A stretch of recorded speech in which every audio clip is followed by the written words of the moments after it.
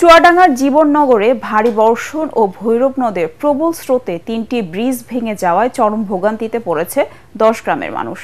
উপজেলার ইলিশের জোল মাঠের সেতু, সন্তোষপুর গ্রামের প্রবেশ সেতু এবং রাঙিয়াপোতা সেতু ভেঙে যাওয়ায় স্থানীয়দের কয়েক কিলোমিটার পথ ঘুরে গন্তব্যে যেতে হচ্ছে।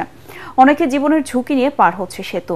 চুয়াডাঙ্গা থেকে রফিক রহমানের পাঠানো রিপোর্ট জানাচ্ছেন আশিকুর রহমান। একসাথে ৩টি সেতু ধসে পড়ায় অন্তত ১০ গ্রামের হাজার হাজার মানুষ পড়েছে চরম দুর্ভোগে। বিশেষ করে সন্তোষপুর, মানিকপুর, রাজাপুর, রাতিরামপুর, সিংনগর, ধোপাখালী ও মাধবখালী গ্রামের বাসিন্দারা সবচেয়ে বেশি ভোগান্তিতে আছেন। স্কুলগামী শিক্ষার্থীরা যেতে পারছেন না ক্লাসে।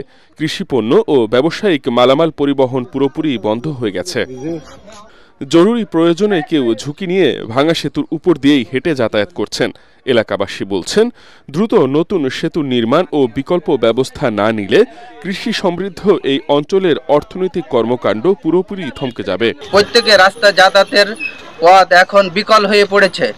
এই গ্রামের মানুষ, এখানে আরো পাশে আরো গ্রাম আছে, বাচ্চারা স্কুলে যেতে পারছে না। জরুরি ভাবে যেভাবেই হোক আমাদের এই ব্যবস্থা করুন। অনেক চাষি আছে, চাষের জিনিস নিয়ে যেতে পারছে না। আমরা যে ভৈরব নদীর পশ্চিম পারে যে সমস্ত আবাদি জমি আছে তাতে যাওয়া আসা করা আমাদের খুবই দুঃসাধ্য। নতুন করে সেতু নির্মাণের প্রস্তাব পাঠানো হবে বলে জানিয়েছেন উপজেলা পানি উন্নয়ন বোর্ডের এই কর্মকর্তা। যে গার্ডারটা ভেঙে পড়ছে এটা মেরামতযোগ্য না, এটা আপনার নতুন করে রিকনস্ট্রাকশন করতে হবে। নতুন ব্রিজের প্রস্তাব আমরা আমাদের ডিপার্টমেন্ট থেকে দিব, কিন্তু এটা একটা দীর্ঘমেয়াদী সময়। সেতু মেরামতে দ্রুত ব্যবস্থা নেওয়ার আশ্বাস দিয়েছেন উপজেলা নির্বাহী কর্মকর্তা। যোগাযোগের জন্য ব্রিজটা খুবই গুরুত্বপূর্ণ। আমার এত সুন্দর রাস্তা থেকেও কোনো লাভ নাই যদি ব্রিজ না থাকে, রাস্তাটা মানুষ ব্যবহার করতে পারবে না। এই জন্য আমরা খুবই ইমিডিয়েটলি যোগাযোগ করতেছি যেভাবে এটার একটা আমরা দ্রুত সমাধান দিতে পারি। সেতুগুলো দ্রুত পুনর্নির্মাণ করে মানুষের দুর্দশা দূর করার দাবি এলাকাবাসীর।